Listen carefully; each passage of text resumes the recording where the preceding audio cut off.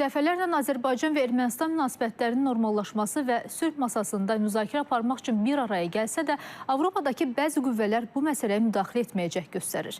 Sülh prosesinə mane olan bəyanatlar səsləndirərək Ermənistan daxilindəki idarələri barışıq mövqeyindən kənarlaşmağa vadar edirlər.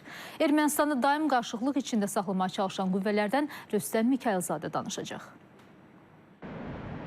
Ermənistan Avropa İttifaqı üçün plastdarm rolunu oynayır. Avropanın bəzi dairələrində isə Azərbaycanla Ermənistan arasında imzalanması nəzərdə tutulan sülh sazişi bəd fikir kimi qarşılanır. Bu fikirləri Almaniyalı politoloq Aleksandr Rar bildirib. Onun fikrincə bu siyasət Avropa İttifaqının Cənubi Qafqazda sülhün yaranmasında o qədər də maraqlı olmadığını işarətdir. Ekspertlər Bakı və İrəvan arasında sülhün imzalanmasında maraqlı olmayanların fəallaşdığını deyirlər. Azərbaycan, Ermənistan yaxınlığın normallaşması, vəziyyətin normallaşması onları qane etmir. Azərbaycana qarşı çıxış edirlər, Ermənistana dəstək verirlər.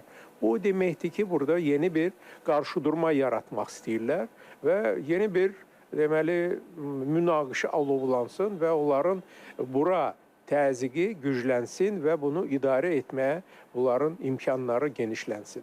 Avropa İttifaqının Ermənistana dəstəyinin fonunda İrəvanın sülhə dair bəyanatları da nəzərdən yayınmır. Ermənistanın Müdafiə naziri Suren Papikyan ölkəsinin hər hansı dövlətə qarşı ərazi iddiasının olmadığını deyib. Bu ordumuzun əsas konsepsiyasıdır, deyən Papikyanın bu bəyanatı Azərbaycanın 8 kəndini hələ də işğalda saxlayan İrəvanın səmimiyyətində müəyyən suallar yaradır. Bəyanatlar çox verilib. Çox ziddiyyətli bəyanatlar verilib bundan əvvəldə.